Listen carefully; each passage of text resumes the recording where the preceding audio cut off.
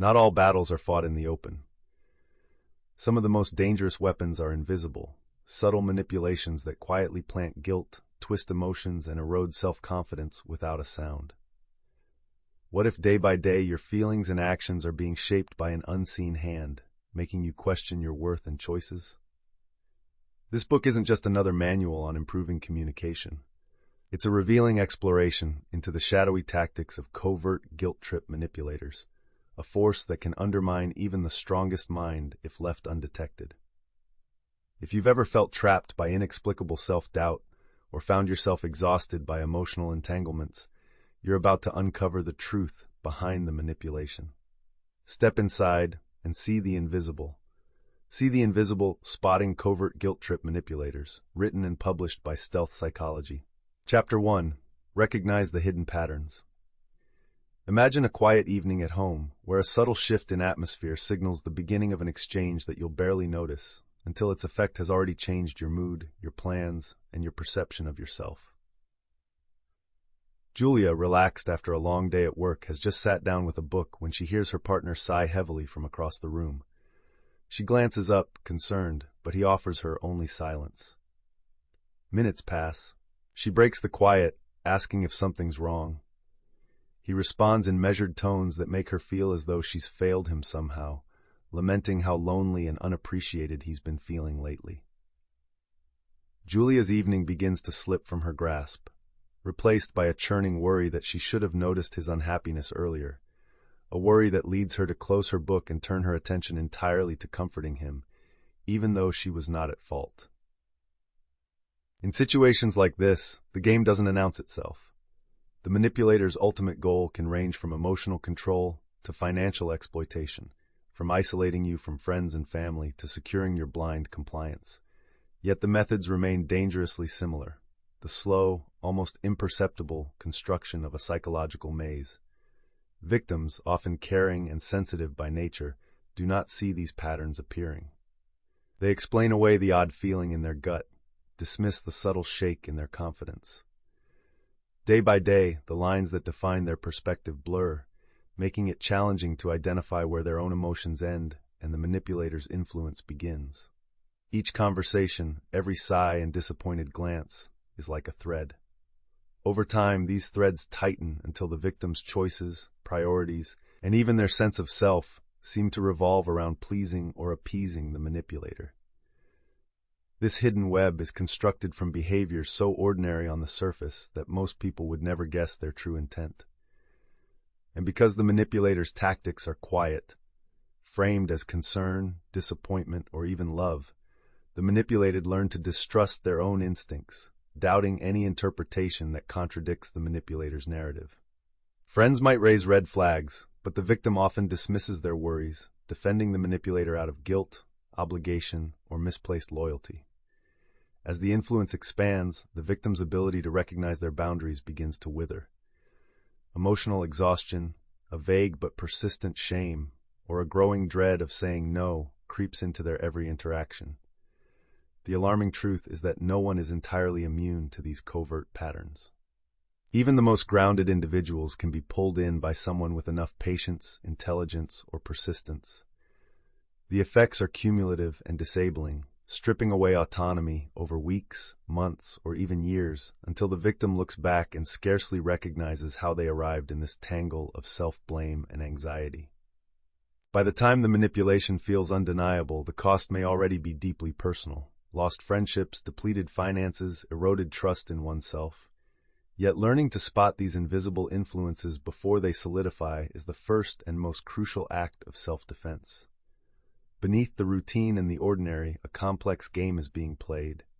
Recognizing it is the beginning of reclaiming power.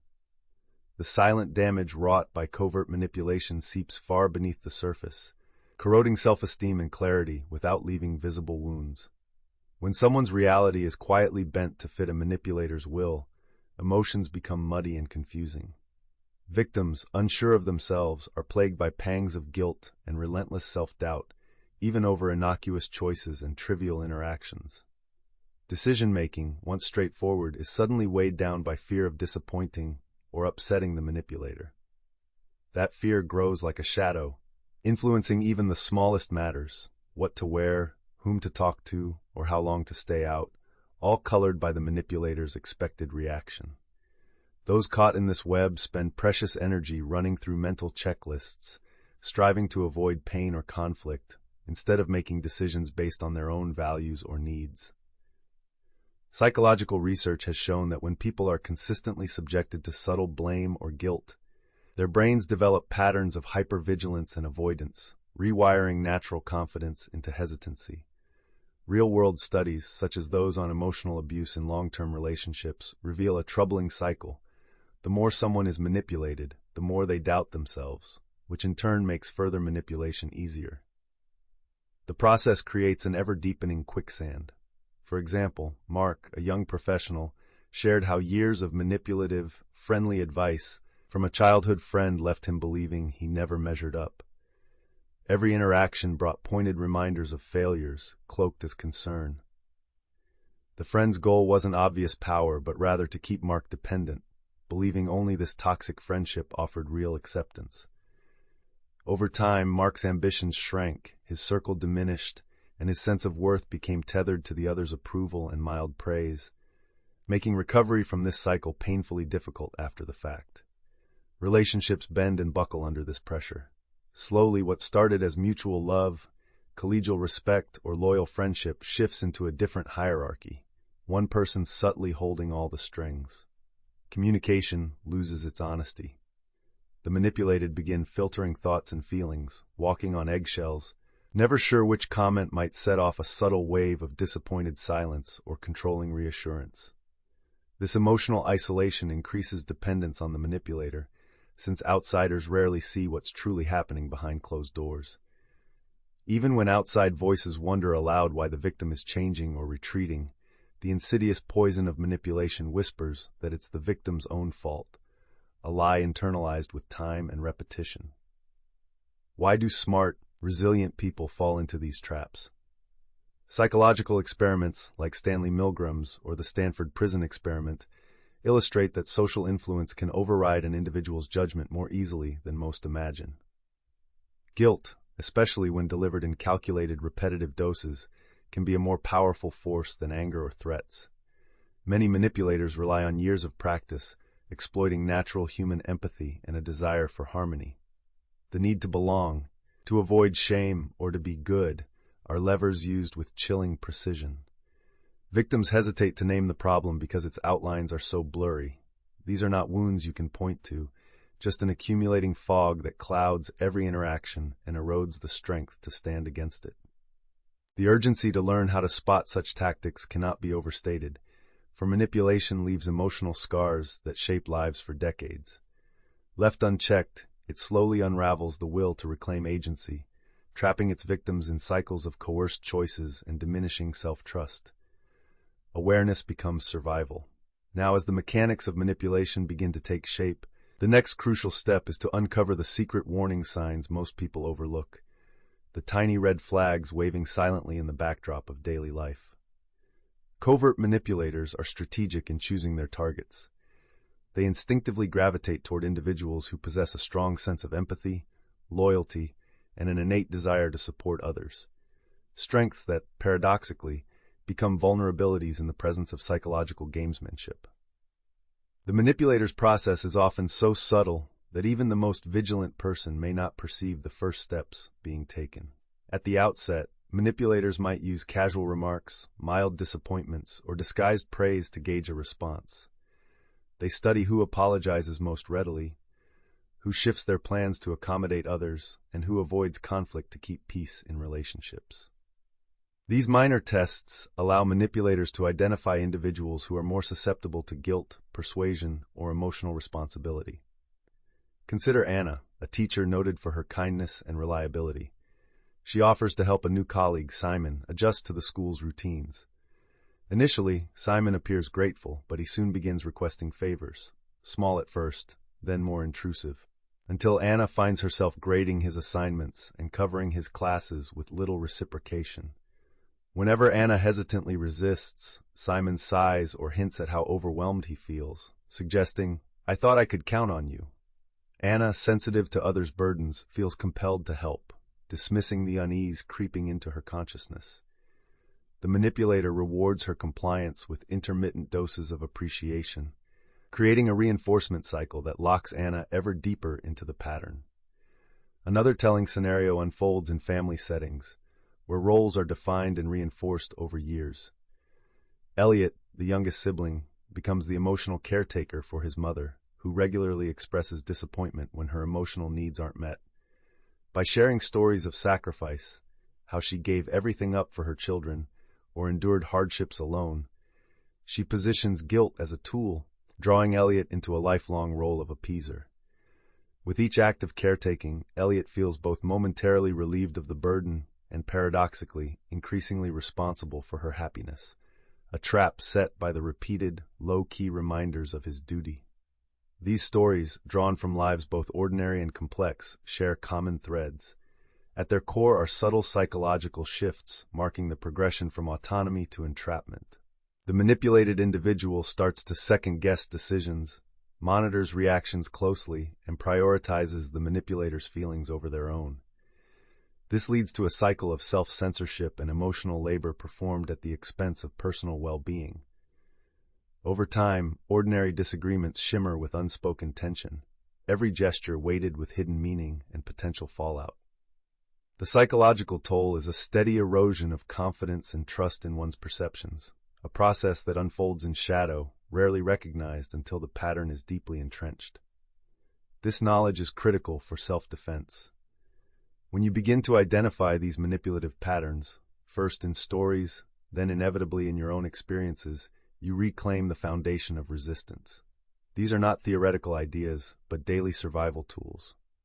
Armed with awareness, the elusive currents guiding your thoughts and actions become visible, stripping away the camouflage of normalcy in unhealthy relationships.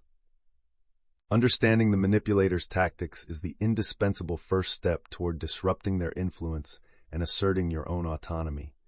In the next part, we'll peer into how this influence escalates over time, trapping victims in cycles that become ever harder to break.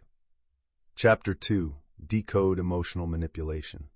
Picture a dinner party where laughter hums through the room and conversation flows easily, but beneath the surface, another drama quietly unfolds. Lucas, always the gracious host, has noticed his close friend Mia avoiding his gaze. Later that evening, as guests linger in the warmth of lingering stories, Mia corners Lucas in the kitchen, her tone wounded. She softly accuses, "I saw you spent so much time talking to others. I guess I just don't matter as much." The sting in her words suggests deep offense, compelling Lucas to abandon doubt and express guilt. In that fragile moment, the boundaries blur, and Lucas finds himself apologizing for innocent actions without knowing quite why. This subtle tactic works not by aggression, but by producing discomfort and unspoken shame, drawing the target into an apologetic stance where their output is measured by someone else's emotional needs.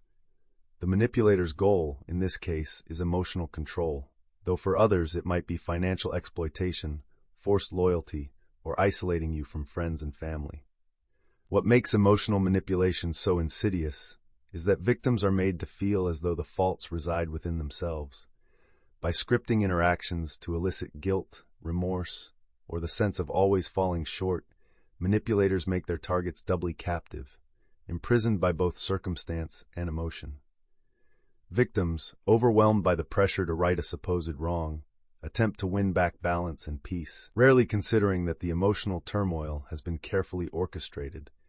Each incident, dismissed as trivial when considered alone, is a piece of a larger puzzle that creates a persistent sense of walking on eggshells. Before long, even positive actions become colored by anxiety. Did I do enough to make them happy this time? As time compounds, the pressure builds invisibly, eroding their sense of self-respect. Victims rarely recognize the architecture of their entrapment until the walls are built too high to climb easily. This is the mastery of emotional manipulation. It rewrites the target's emotional vocabulary so that guilt displaces confidence and expectation replaces genuine connection. In romantic partnerships, one person may use tears not as expressions of pain, but as weapons to shape the other's choices. drawing the victim into an endless cycle of self-blame and restitution. In workplace contexts, a manager may subtly undermine a capable employee until the employee feels compelled to take on more responsibility, constantly apologizing for so-called shortcomings, while the manipulator reaps the rewards. In all scenarios, there is a calculated redirection, from addressing the manipulator's own shortcomings or negatives to concentrating scrutiny on the target instead. The tragedy is that emotionally manipulated individuals often rationalize or diminish their experiences, finding reasons to excuse the manipulator's behavior. Perhaps that person suffered past trauma or is just going through a difficult spell.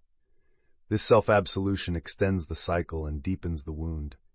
The victim, desperate to preserve peace or validation, becomes increasingly bound, making small, self-erasing adjustments that serve only to tie the knot tighter. This is why most people never fully see the shape of their captivity, believing the fault lies always within themselves. To decode emotional manipulation is to expose its script, strip away its ritual illusions, and reclaim the power over your interior world before the damage becomes irreparable. The consequences of emotional manipulation are both immediate and cumulative, gradually shaping the inner landscape of a person until their authentic feelings no longer feel trustworthy. Over time, individuals subjected to these tactics begin to doubt their own perceptions and instincts. As manipulation infects the emotional core, happiness starts to feel conditional, rooted not in the authenticity of relationships, but in appeasing the whims and moods of another. Emotional responses are second-guessed. A moment of joy may be clouded by anxiety. A genuine disagreement drowns in fear of reprisal or withdrawal. The self becomes fragmented, and what was once confidence decays, replaced by persistent uncertainty about which emotional reactions are safe to express. Decisions, even simple ones, are corroded by an underlying need to avoid further manipulation. Like invisible hands steering their path, victims ask themselves what will keep the manipulator calm, what will diffuse a potential confrontation, or what will buy temporary calm at the expense of personal values. The true tragedy is that eventually, many cannot separate their real desires from behaviors meant to shield themselves. This can extend to the most basic needs: what to eat, default topics in conversation, who they see, or how they spend free time, all gradually edited by the manipulator's silent, looming presence. When persistence and guilt are paired with isolation, the target's support system wears thin, making the manipulator appear to be both problem and savior, locking the victim to them even more tightly. Relationships under the strain of emotional manipulation develop fissures with deceptive silence. Insecure attachments take root, where affection and approval are consistently earned rather than given freely. The manipulated partner becomes trapped in an exhaustive pursuit to regain equilibrium, often apologizing for crimes never committed or bending over backward to manufacture harmony. The manipulator, protected by these self-destructive patterns, maintains unearned power. A case in point is Kara, who, after years with her partner, realized she would habitually cancel plans with friends because he would respond with a sulking attitude and passive-aggressive comments afterward. Psychological research into such cycles of emotional dependency and trauma bonding, where manipulation is alternately harsh and soothing, reveals why the abused cannot simply walk away. Their neurobiology becomes rewired for survival through appeasement, locking them in a cycle where escape feels unthinkable. Institutions like the National Domestic Violence Hotline have outlined how repeated emotional manipulation can distort self-esteem until the abused person forgets the substance of their former confidence. When asked why people fall for such manipulation, much of the answer lies in basic human psychology: the deep need for belonging, the reflex to avoid guilt, and our tendency to question ourselves when faced with ambiguity and emotional inconsistency. Manipulators masterfully exploit these core vulnerabilities. Each time the victim tries to break free, the manipulator reasserts their control with just enough benevolence to cloud the pattern and reignite hope that this time things will be different. Meanwhile, self-esteem corrodes further, often leading victims to believe they are incapable of functioning confidently without the manipulator's input. The urgency is clear. The damage wreaked by emotional manipulation worsens with time, consuming all areas of one's life and leaving scars that fade only with great care and awareness. In order to break this cycle, one must learn to notice the subtle yet persistent patterns before they take root in the heart and mind. As this understanding grows, the next essential step is to uncover the warning signs, those nearly invisible signals even the most vigilant among us often overlook. Manipulators, skilled in emotional strategy, rarely cast their net indiscriminately. They identify their targets with a keen intuition for personal vulnerabilities, cultural conditioning, and the small mannerisms that reveal a person's core motivations. These predators pay close attention to how someone responds in situations of conflict, shame, or group dynamics. The most receptive targets are frequently those with high empathy, a desire for harmony, or an ingrained sense of duty. This is no accident. The manipulator seeks out individuals who are likely to prioritize others' feelings above their own, or display a quickness to self-doubt. The initial approach is rarely aggressive. It is often disguised as affection, deference, or admiration, but these compliments come with subtle barbs, setting the stage for guilt to bloom from everyday interactions. To illuminate this, consider the case of Rachel. A hardworking team member, she thrives on recognition, taking pride in her meticulous, reliable nature. Her new supervisor, Darren, also appears approachable and kind at first, singling Rachel out with frequent praise. However, this encouragement quickly takes an unexpected turn. Darren begins to passively criticize Rachel in front of others, noting her inability to stay late or cover additional tasks at short notice. Each compliment is now paired with an implicit expectation. When Rachel apologizes out of habit, even for things beyond her control, Darren increases demands while framing her stress as evidence of being too sensitive or not team-focused enough. As Rachel bends to meet these expectations, her self-image shifts imperceptibly. What began as honest achievement morphs into chronic self-questioning and an exhausting loop of trying to earn a supervisor's unpredictable approval. A similar scenario emerges in social circles. Adrian, well-liked and soft-spoken, is frequently called upon by his friend group to mediate disputes or organize get-togethers. Over time, his friend Max capitalizes on Adrian's aversion to conflict.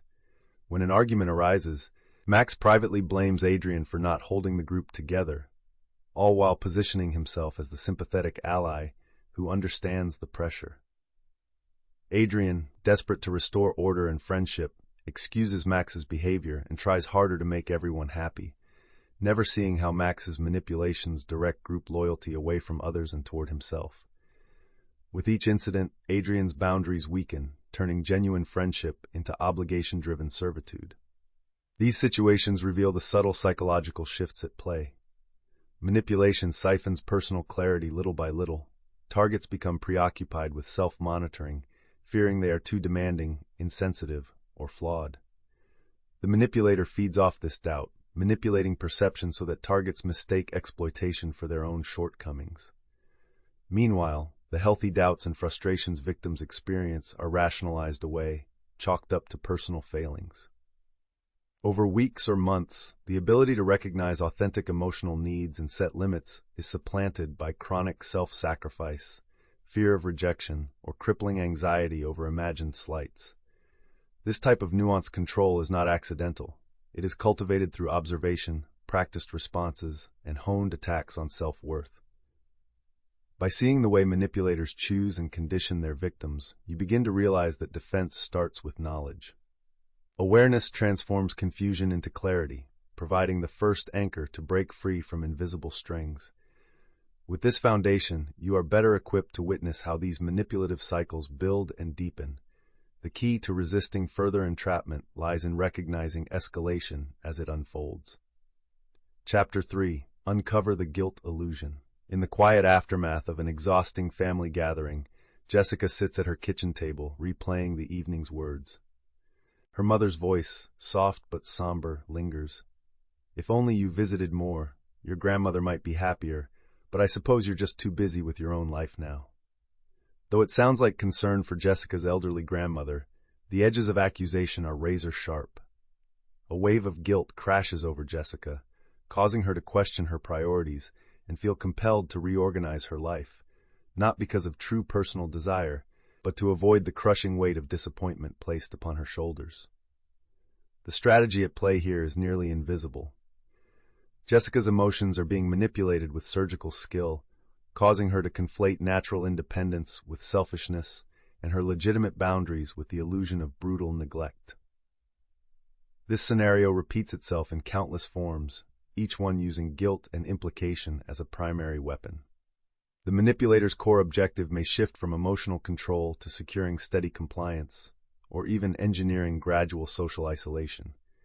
Jessica's mother, intentionally or not, reframes Jessica's availability as a measure of her worthiness and loyalty, slowly eroding Jessica's self-trust and convincing her to surrender her autonomy.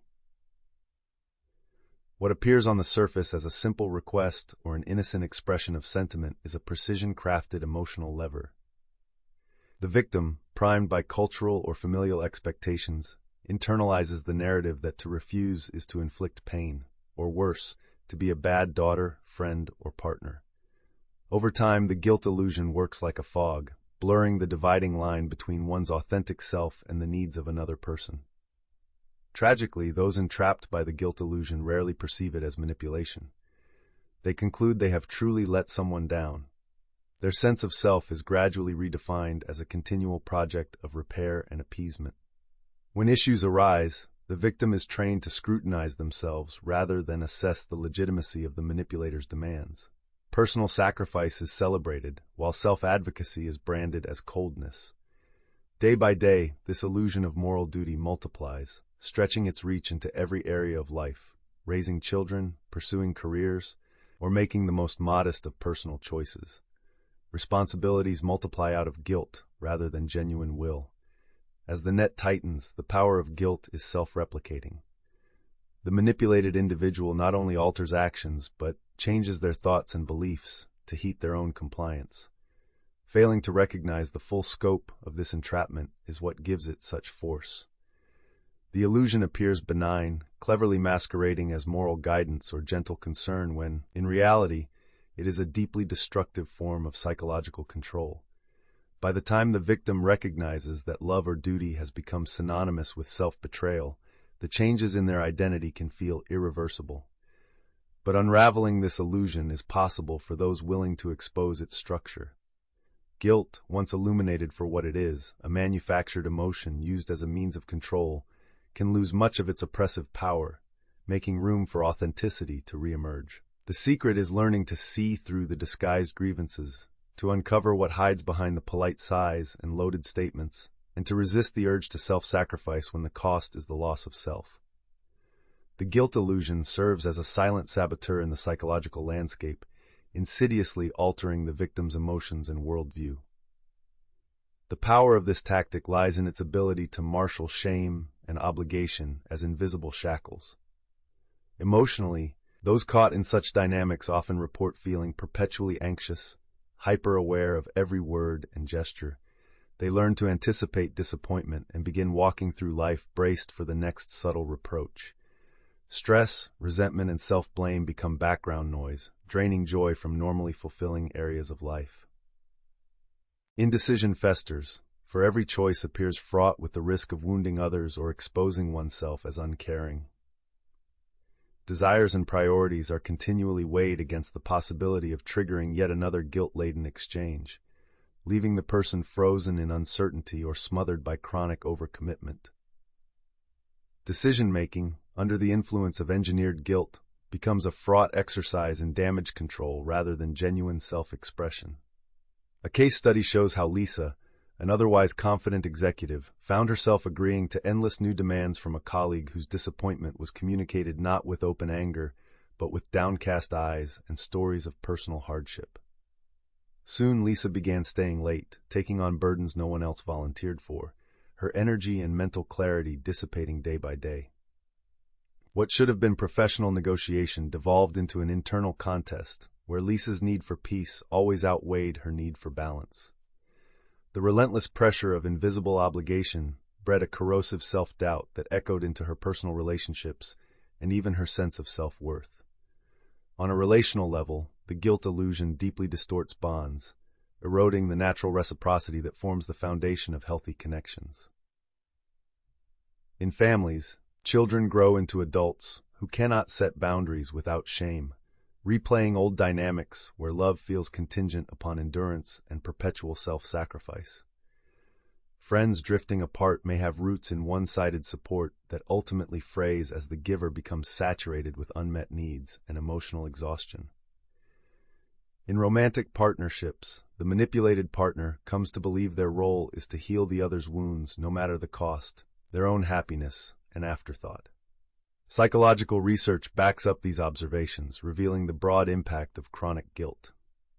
Studies on emotional blackmail and codependency demonstrate how repeated use of guilt undermines individual autonomy and creates learned helplessness, where the urge to resist is systematically replaced by anxiety and a cycle of concessions. Researchers have shown that people exposed to high guilt tactics are statistically less likely to advocate for themselves and more likely to accept unfairness simply to stave off the pain of perceived disloyalty or selfishness. Why are people, even those educated in emotional intelligence, so vulnerable to the guilt illusion? Human beings are hardwired to seek social connection and harmony. Our evolutionary history has cultivated an acute sensitivity to the social cues of approval and rejection. Manipulators who invoke guilt do not openly threaten ostracism, but hint at it, using stories, sighs, or carefully worded laments as social triggers, making the desire for acceptance an ally in their strategy. This deep-rooted psychological mechanism ensures that escaping the guilt illusion is not just a matter of willpower, but of learning to consciously notice and confront the emotional engineering at play. As the consequences of guilt-driven manipulation reverberate through every facet of life, the need to interrogate and dismantle these illusions grows ever more urgent. The next step in breaking free is to identify the covert warning signs, the subtle cues and patterns that most people never see until the damage is done. Manipulators who wield guilt with precision are as methodical in their selection of targets as they are in their execution of tactics. They often survey the landscape of their relationships for those who consistently go above and beyond, those whose sense of responsibility or compassion surfaces in every interaction, and those who genuinely fear hurting or disappointing others. The choices are rarely random. Subtle, probing remarks serve as the manipulator's compass. Early on, a comment such as, "I'm not sure anyone really listens to me," or "I know you probably have better things to do," becomes a form of bait. The reactions are measured. A sincere apology, a reassured promise, or visible discomfort are themselves signals, broadcasting to the manipulator, which individuals are most susceptible to disciplinary guilt and silent expectations. To illustrate, consider Daniel, a seasoned nurse and always the first to volunteer for overtime shifts. His dedication to his patients and colleagues makes him a pillar of his workplace, but also a prime target. His supervisor, Helen, begins shifting more responsibilities onto him, always wrapped in expressions of reluctant gratitude. "If only everyone shared your work ethic, Daniel. I just don't know what we would do without you." When Daniel considers saying no, Helen's demeanor hardens just enough to be noticed, supplying a silent punishment that only lifts when he acquiesces. The line between being genuinely helpful and being exploited blurs, and Daniel finds himself anticipating needs before they are uttered, his own boundaries quietly dissolving. In another scenario, Candace, the eldest daughter in her family, feels compelled to mediate every sibling dispute and prop up her parents' emotional needs. Her mother's carefully worded disappointments, "I just wish you'd call more, you know how worried I get," have served as the blueprint for guilt-induced compliance since childhood. Candace, recognizing the indirect twangs of expectation, starts editing her own schedule and choices, dropping priorities and passions not because she wants to, but because the cost of familial guilt feels unbearable. She is never explicitly told she is failing, but is left to assemble that verdict herself, internalizing a sense of deficit that cannot be repaid. The psychological shifts in victims run deep. Over days and months, self-trust is displaced by a constant monitoring of the manipulator's tone, mood, or subtle withdrawal. The sense of doing enough becomes elusive. Every effort seems inadequate, every shortfall magnified. Life becomes a script where one's own narrative, needs, and authenticity are edited or erased to fit the guilt-soaked expectations of another. The internalization of guilt means that even absent the manipulator, victims continue to self-police, haunted by the possibility of unseen wrongdoing. Their emotional resilience phrase and the perpetual promise to do better overshadows their self-care, ambition, and joy. Recognizing the intricate design behind guilt-based manipulation is the foundation of self-defense. By dissecting case studies and reflecting on similar experiences in your life, the patterns once hidden in plain sight are suddenly illuminated. Understanding these tactics is a decisive act of self-preservation. This awareness is the vital first barrier against further encroachment. In the next section, we will delve even deeper into how the manipulator escalates control, tightening their hold until resistance can seem impossible, and why learning to break this pattern cycle is necessary for freedom. Chapter 4: Break the Control Cycle. The subtle power of manipulation often resembles the tightening grip of a slow-moving vine, at first harmless, even invisible, but with enough time, it constricts so thoroughly that escape feels impossible. Consider the experience of Michael, a once independent and confident partner in a long-term relationship. In the early days with his significant other, every disagreement led to long discussions where he was made to feel at fault for the smallest misunderstandings. Minor mistakes were treated not as isolated incidents, but as evidence of a larger, unexplained failing. "If you really loved me, you'd try harder not to upset me like this," his partner would say, voice soft but impassive, eyes filled with unspoken disapproval. Every argument ended with Michael offering apologies and concessions, gradually bending his views and choices until they lined up precisely with his partner's desires. Michael's partner's ultimate ambition was not only emotional control, but also deep compliance, a gradual absorption of Michael's will into their own. Though there was never explicit violence or overt demands, the unyielding emotional climate left Michael living in anticipation of needs to be met, disappointment to soothe, mistakes to atone for. Over time, the relationship's balance shifted sharply. Outings with friends dwindled. Choices about hobbies, finances, and even daily routines were silently channeled through the same filter: what would please my partner? Eventually, Michael scarcely noticed his world had shrunk beyond what he would have ever tolerated on his own terms. This is the essence of the control cycle, an escalating sequence of behaviors in which the manipulator's dissatisfaction becomes the map for the victim's behavior. Requests become expectations, expectations become unwritten rules. Resistance, at first natural, is slowly worn down by repeated guilt trips, subtle criticism, or the all-consuming dread of conflict. Michael found himself hyper-attuned to each emotional shift, unspoken cue, or silent stare that could trigger another episode of confrontation. The strategy wielded by his partner relied on incremental escalation, a small request here, an unreasonable demand there, so that each act of compliance became normal, burying the strangeness of his newfound restrictions beneath the comfort of routine. Most victims, like Michael, fail to see the full extent of the trap as it unfolds. The boundaries are not rewritten overnight, but are dismantled grain by grain, undermining self-trust and implanting the idea that normal boundaries are selfish, risky, or inherently flawed. Friends and family who notice changes in the victim's demeanor may be dismissed or distanced, since acknowledging the possibility of control threatens the relationship's fragile equilibrium. The very mechanisms of control, the manipulator's disappointment, guilt-laced reactions, and shifting standards, are shielded by the hope that compliance will finally earn approval or restore peace.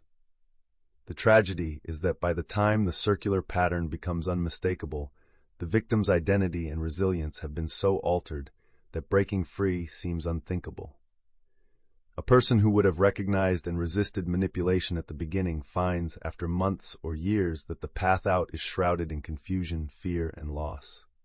Yet recognizing the steps of the control cycle is the start of true autonomy.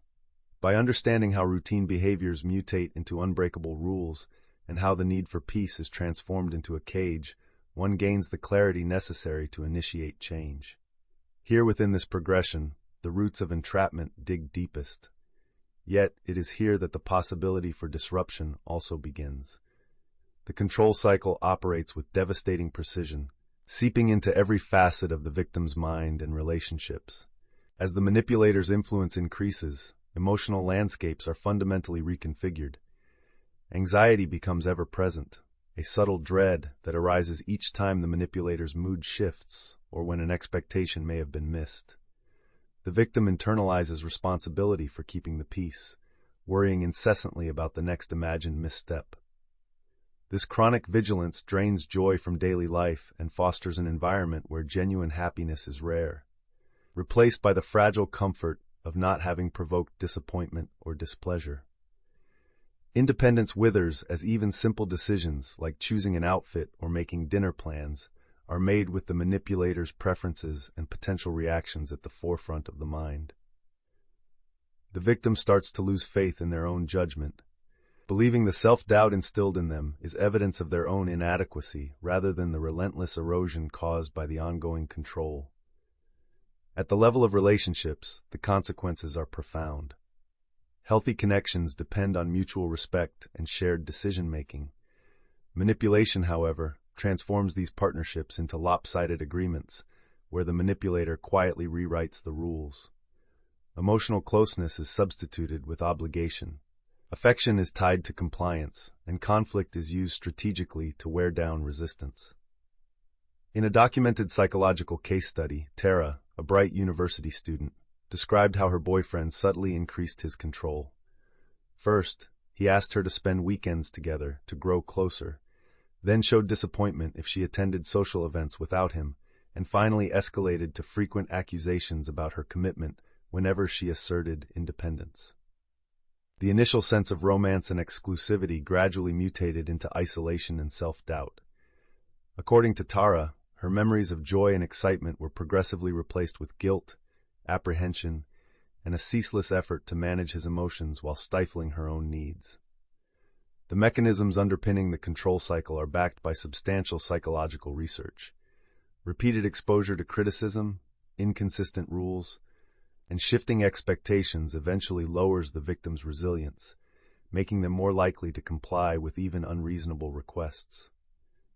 This pattern follows the classic principles identified in studies on learned helplessness, where people, subjected to unpredictable discomfort, eventually forfeit resistance and adopt habits of surrender. The manipulator maintains this imbalance with a calculated alternation between affection and reproof, providing just enough approval to sustain hope, yet never truly relinquishing the upper hand.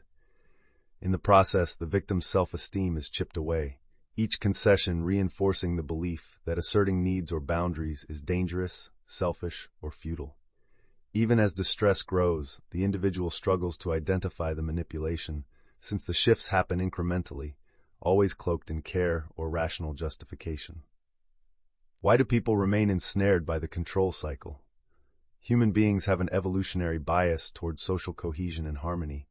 Manipulators expertly exploit these instincts, prompting guilt and doubt by suggesting that resistance is synonymous with betrayal or abandonment.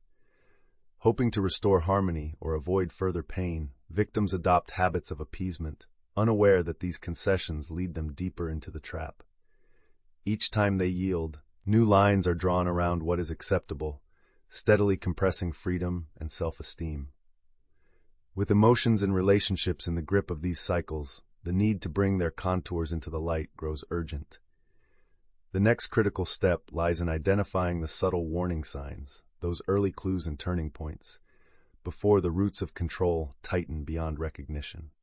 Manipulators adept at perpetuating the control cycle are acutely perceptive of human vulnerabilities, carefully choosing their targets not by chance, but by subtle design. They are excellent observers, gravitating toward those who demonstrate consistent empathy, a history of resolving rather than initiating conflict, and a pattern of self-sacrifice for the comfort of others. These individuals, often praised for their reliability and kindness, are the ones most likely to believe that maintaining peace is more important than asserting their needs. In the preliminary stages, the manipulator deploys gentle probes, minor requests for favors, subtle criticisms wrapped as concern, or mild responses to expressed independence. Their attention is fixed on responses. Does the person apologize quickly? Do they minimize their discomfort so others can feel better? Do they revisit conversations to ensure all is well, even when fault was never theirs to begin with? One scenario unfolds in the workplace, with Emil, a talented designer known both for his creativity and his aversion to office discord. Emil's colleague Vanessa ostensibly befriends him, asking for tiny lifesaver favors, picking up extra tasks here and there to relieve her overwhelming schedule. When Emil hesitates, Vanessa sighs or mentions how unfair life has been to her, recounting woes that trigger Emil's sense of guilt. Every time he gives in, Vanessa expands what she asks for, skillfully exploiting Emil's discomfort with letting anyone down.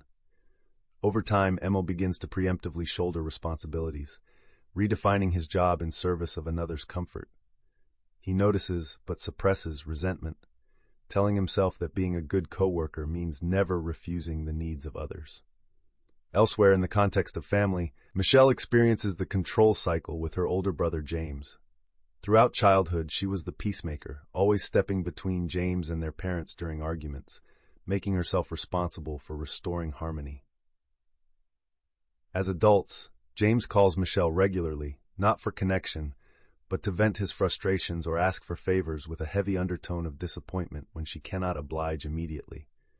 At gatherings, he alludes to her lack of support, cloaking demands as expectations for family loyalty. Out of love and an entrenched aversion to confrontation, Michelle overextends herself until exhaustion becomes her norm. The pattern is now reflexive. The impulse to fix, to please, or to avoid his scorn has replaced genuine familial connection. For each of these examples, the psychological shifts are deeply rooted and incremental. The manipulated individual quickly learns that refusing requests or setting boundaries is followed not by open hostility, but by emotional withdrawal, disappointment, or the gradual escalation of demands disguised as needs. They become hypervigilant, scanning for moods and cues, anticipating tension, and prioritizing damage control above personal fulfillment. Over time, an internal script develops in which self-worth is tied to how effectively they meet the manipulator's scripted standards. Their own well-being subtly, but unmistakably slips from view, nearly erased beneath waves of chronic self-doubt and compliance. Only by dissecting these intricate dynamics and seeing how manipulators methodically test, expand, and reinforce their control can true resistance take shape. Knowledge of these tactics is the first shield against further encroachment, providing clarity in a situation intentionally designed to confuse. Without such awareness, the cycle tightens its hold. So recognizing both the strategy and the resulting psychological shifts is a vital act of self-preservation. As you reflect on these scenarios, remember that the next critical step is charting how escalation unfolds and learning precisely where to intervene before the grip becomes unbreakable. Chapter 5. Build boundaries with clarity. Long before boundaries are consciously broken, their subtle erosion begins with everyday exchanges that seem harmless, even generous, until their cumulative impact is undeniable. Lily, admired by her friends as dependable and endlessly understanding, is an expert at smoothing conflicts and saying yes, no matter how much it costs her. Her coworker Natalie has mastered the art of leveraging Lily's goodwill. It starts innocently enough, requesting a small favor, asking if Lily might cover a shift, or borrow a bit of her time to finish a project. With each interaction, Lily complies without protest, believing it easier to help than navigate her own discomfort. Yet as months pass, Natalie's requests multiply and begin to blur the boundaries of professional courtesy. She subtly attaches stories of personal hardship or expresses disappointment when Lily shows hesitation. "I thought you understood what I'm going through," Natalie sighs, placing the weight of her emotional world onto Lily's shoulders. Gradually, Lily's workspace becomes a stage for Natalie's constant needs. Lunches are interrupted, overtime hours are filled with someone else's responsibilities, and opportunities for Lily's growth slip by, unnoticed beneath a steady stream of borrowed time. What Natalie truly wants is not friendship, but compliance, unquestioned access to Lily's energy and accommodation, cloaked by appeals to loyalty and empathy. The manipulation is so well disguised that Lily scarcely notices that her own needs have gone silent. Only a vague sense of exhaustion and resentment hints at the price she pays. Each instance of crossing boundaries is justified, minimized, or presented as an exception. Lily tells herself that good colleagues are supportive, that her struggles are small compared to others' troubles, and that peace is worth any concession. The most insidious part of such manipulation is how the victim is conditioned to believe that setting limits is a mark of selfishness. Each act of self-preservation is quietly punished. Natalie pulls back, confidence in Lily's reliability is questioned, and subtle social pressures reinforce compliance. With every boundary overridden and every reluctant yes, Lily becomes less clear about what she truly wants or needs. The world inside her constricts to the size of a single relationship, a dynamic where permission to rest, decline, or pursue her own ambitions must be purchased through endless acts of service. Meanwhile, from Natalie's side, new standards are set. If Lily does not comply fully, she is met with disappointment, emotional withdrawal, or hints of social exclusion. The groundwork is laid for an ongoing pattern of exploitation, where kindness is weaponized and misgivings are met with guilt. For victims like Lily, the full extent of entrapment does not register until much damage is done. The gradual, almost invisible stripping away of autonomy makes it nearly impossible to isolate a single moment where things clearly shifted. By the time resentment boils over or fatigue becomes physical, the victim often feels trapped by the very persona everyone loves, the helpful friend, the accommodating employee, the one who always keeps harmony at her own expense. In these moments, the need to rebuild boundaries feels daunting, as if reclaiming selfhood is a form of betrayal. Yet beneath the weight of guilt and habit, a silent truth waits. Each manipulated concession was never just about generosity. It was the cost exacted by someone who understood the power of blurry boundaries. Seeing this clearly is the first ember of real freedom.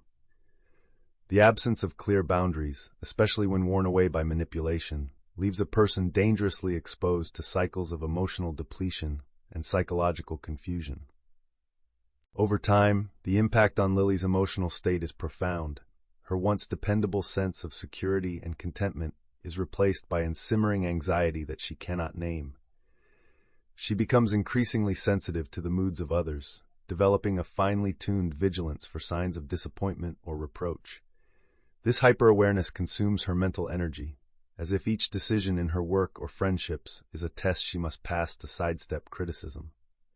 Instead of acting from authentic motivations, Lily shifts into a pattern of constant calculation. How will Natalie react if I decline? Will my colleagues think less of me if I assert myself just this once? Anxiety, guilt, and eventual resentment become the filters through which she weighs every choice.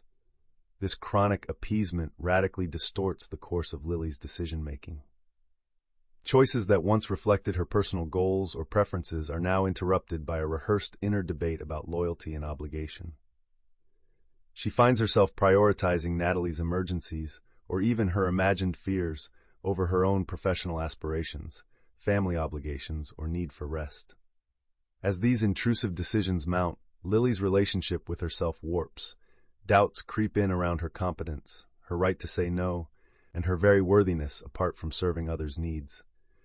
The longer the cycle continues, the easier it becomes to believe the unwritten rule that she must justify all her self-directed choices, as if every moment not spent in service is a failing she must atone for. Relationships thread through the heart of these manipulative patterns, and the harm is rarely isolated to a single connection. Familiarity with compliance makes it almost impossible for Lily to reset boundaries with others, even in contexts where she is not being directly exploited. Emotional labor multiplies, friendships flatten into one-sided obligations, and romantic partners may mistake her quiet self-sacrifice for devotion. Research on boundary violation and psychological dependency provides evidence for this drift. Studies have found that people who regularly abandon their personal limits to prioritize others' needs struggle with higher rates of depression, burnout, and erosion of self-respect. Over time, the need for approval grows louder than the voice of self-preservation, fueling a loop in which harmony is preserved at all costs, but contentment remains always just out of reach. Why, then, do so many like Lily fall prey to these patterns? Human nature favors attachment, approval, and belonging. For many, the discomfort of confrontation, even at a small scale, feels far greater than the price of temporary compromise.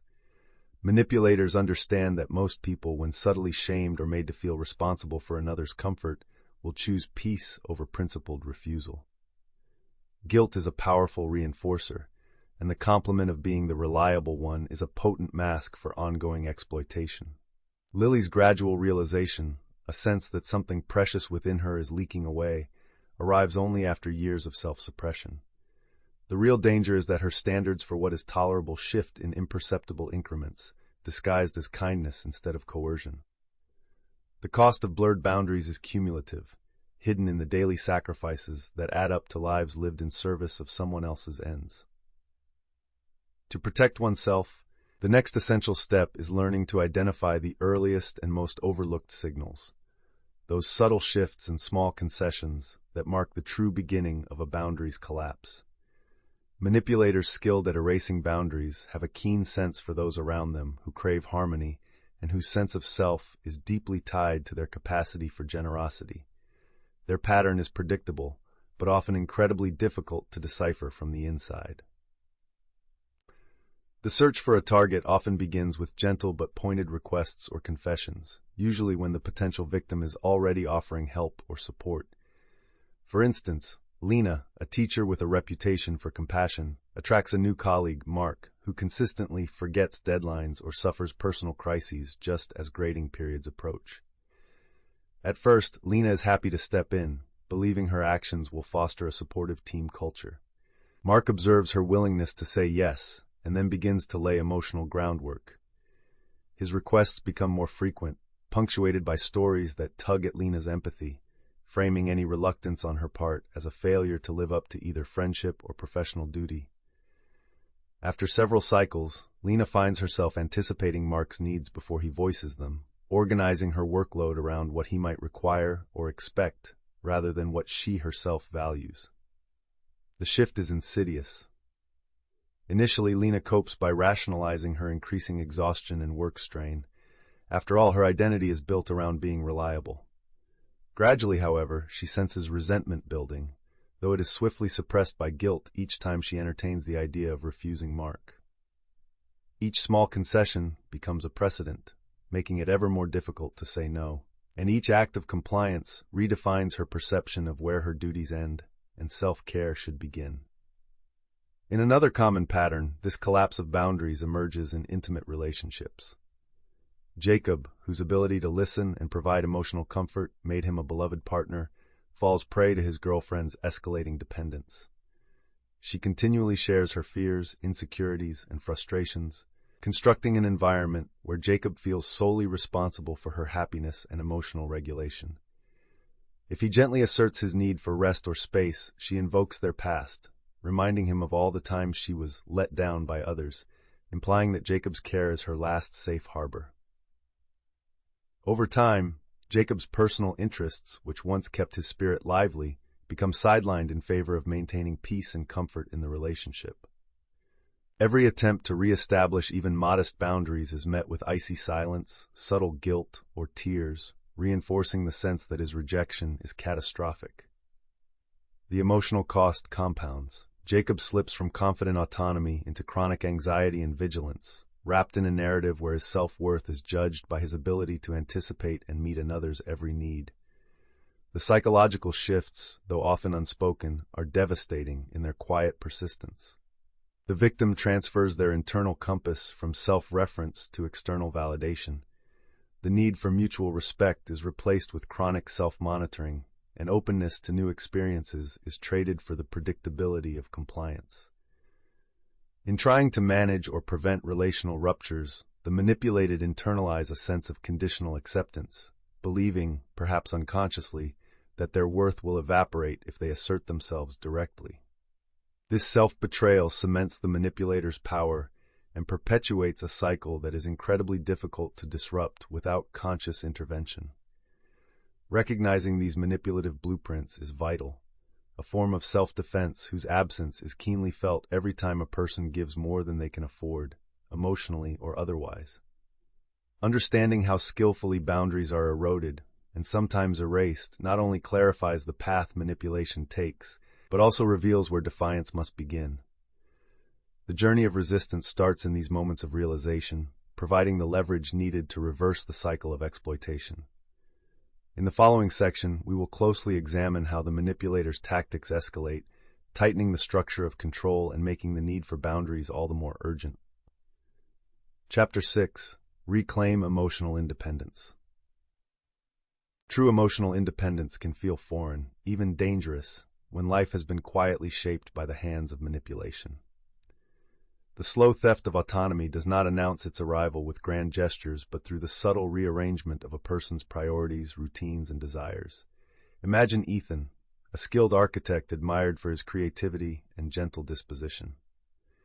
Over the years, Ethan's circle tightened until his long-term partner Anna became the center of his world.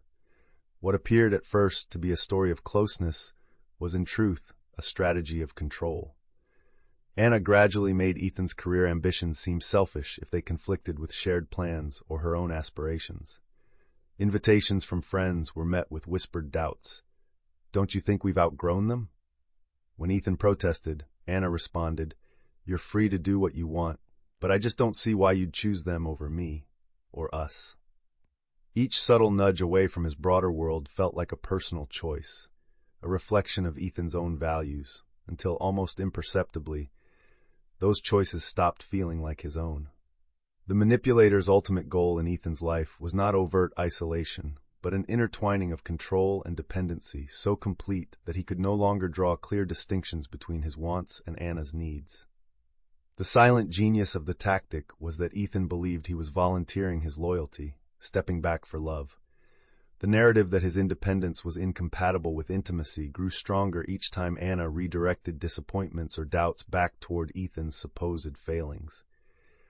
They became inseparably connected, not by the warmth of mutual respect, but by the cold certainty that Anna's mood, validation, and perspective trumped Ethan's instincts.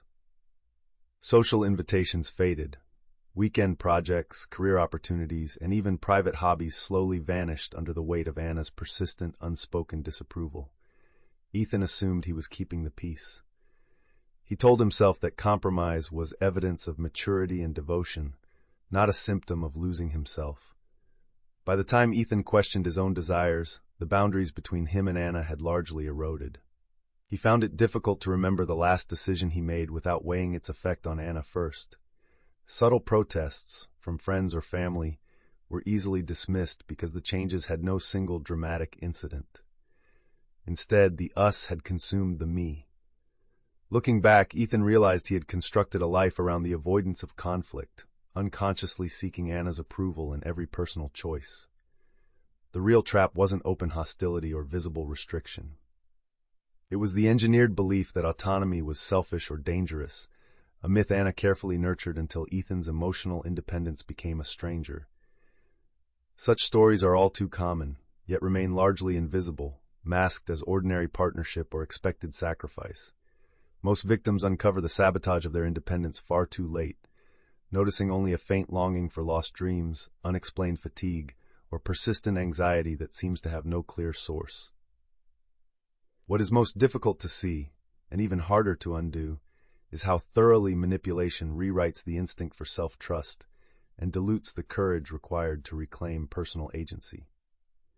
For many, recognizing that emotional independence is not a betrayal but a right is a radical, even frightening realization. The truth is, genuine closeness does not require the surrender of the self. Rather, the subtle art of reclamation begins with the realization that your needs, ambitions, and dreams are not only valid, they are vital. Just as the manipulator quietly seizes influence one compromise at a time, breaking free begins with the smallest act of self-recognition. The belief that reclaiming emotional independence is the beginning of healing, not an act of disloyalty. The slow corrosion of emotional independence by manipulative tactics leaves a profound aftertaste, one that permeates every aspect of a person's inner and outer life. On an emotional level, those ensnared by this dynamic begin to experience constant low-grade anxiety and a near-obsessive concern with harmony. Fear of conflict becomes so acute that the idea of voicing a differing opinion or acting on a personal desire produces guilt rather than relief. Their emotional state is inextricably tied to the manipulator's mood, resulting in chronic self-suppression and a diminishing trust in their own judgments. Happiness becomes conditional, always one step away and dependent upon the manipulator's validation or approval, while the fear of rejection or dissatisfaction overshadows all authentic expression. Decision-making under these manipulated circumstances becomes a delicate and exhausting dance. Every choice is viewed through the filter of how it will be perceived or whether it might trigger disapproval. The simple act of making weekend plans feels fraught with peril, each option silently pre-screened to avoid conflict. The person caught in this cycle learns to silence inner yearnings, gradually abandoning activities, friendships, or opportunities that once gave them pleasure or meaning. What starts as compromise for harmony transforms, almost undetectably, into a series of life-limiting concessions. Jessica, for example, steadily abandoned her poetry group, her yoga classes, and regular dinners with colleagues, all because her partner would sulk or create tension whenever she was not available. She eventually realized she could not recall a decision she made for herself in years, and the process of reclaiming autonomy felt both foreign and perilous, freighted with the fear of loss and retribution. Relationships, when shaped by emotional dependency, lose their foundation of mutual respect and reciprocity. What should be supportive partnerships turn into one-sided arrangements, where emotional labor and responsibility flow in a single direction.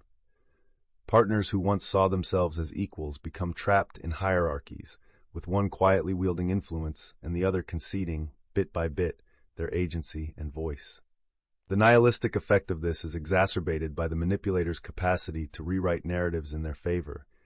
Protest or assertion on the victim's part is quickly recast as selfishness, lack of love, or abandonment. This gaslighting causes the victim to doubt even their most reasonable reactions, reinforcing a shrinking self-esteem and blurring the lines between care, control, and devotion. Psychological research and case studies confirm these lived truths. Studies into emotional dependency, gaslighting, and codependent patterns reveal that repeated exposure to such manipulation fundamentally alters the neural pathways responsible for trust and independence. Victims, conditioned to anticipate reward or withdrawal from the manipulator, often develop a reduced sense of self-efficacy and a corresponding increase in anxiety, depression, and self-criticism. Research illuminates why people are lured into this dynamic. It is not weakness, but a human longing for closeness, approval, and consistency.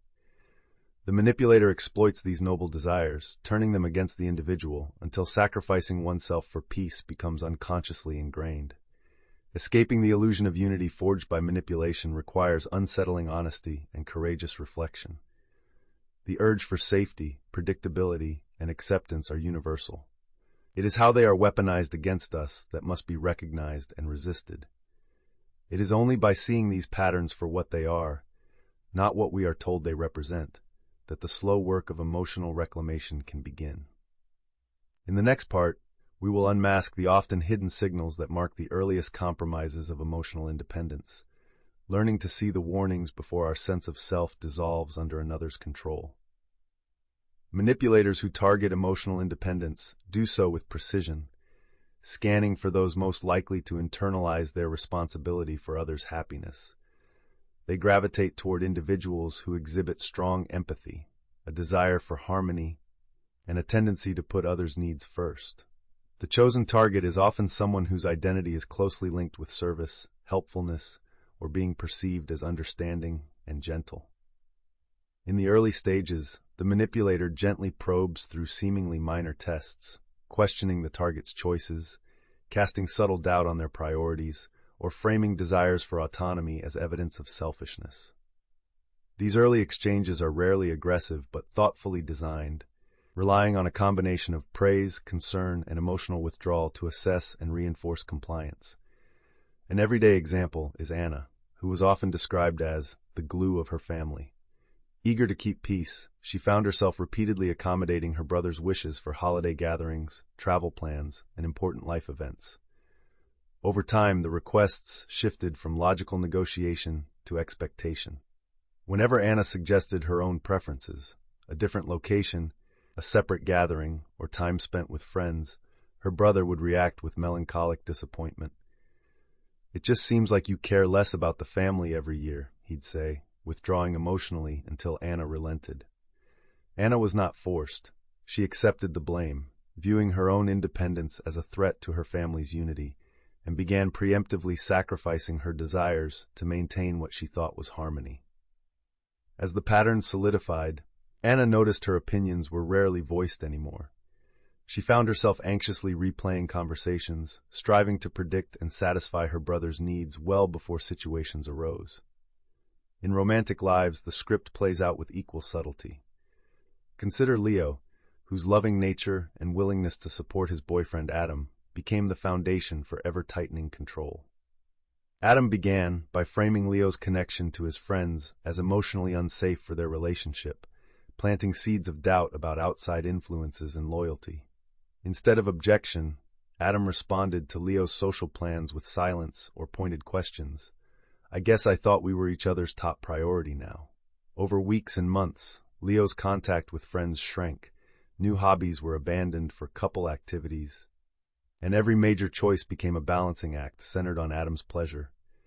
Slowly, Leo's inner voice grew quieter. Ideas that once inspired him were censored by imagined disappointment. The soft boundaries at the beginning took on the rigidity of iron bars, separating him from his previous vitality, anchoring his emotions to another's approval. The psychological shifts accompanying these patterns are deep yet undramatic. The victim feels as though self-assertion is inherently dangerous, that expressing needs or pursuing growth is not only a source of disloyalty, but actively harmful to relationships. They gradually absorb the manipulator's criticisms as truth, losing distinction between healthy compromise and erasure of the self. Familiar doubts become daily companions. Should I want something more? Is it wrong to feel stifled? Is loyalty the same as silence? Their reality adjusts until autonomy itself is recast as abandonment, and dependency masquerades as genuine connection. To protect emotional independence, understanding this deliberate strategy is crucial. By recognizing how manipulators select and train their targets, anyone can begin to chart the earliest deviations from self-determination and prevent the gradual silencing of their inner world. This knowledge is the first act of resistance, the necessary insight to halt manipulation's progress. In the next part, it is vital to examine how the drive for obedience deepens, escalating into cycles of control that leave individuals feeling as though liberation is more perilous than submission. In this book, you've traveled beneath the surface of everyday interactions to uncover the insidious reality of covert guilt trip manipulation. You have learned how manipulators select their targets, dismantle boundaries, and embed themselves into relationships until resistance feels impossible. By recognizing the patterns and psychological shifts that signal entrapment, you are now equipped with strategies to reclaim your emotional independence and build solid boundaries with clarity. Thank you for dedicating your time to this essential topic. If this exploration resonated with you, please like, comment, and subscribe to Stealth Psychology. Your journey toward freedom and self-awareness continues here.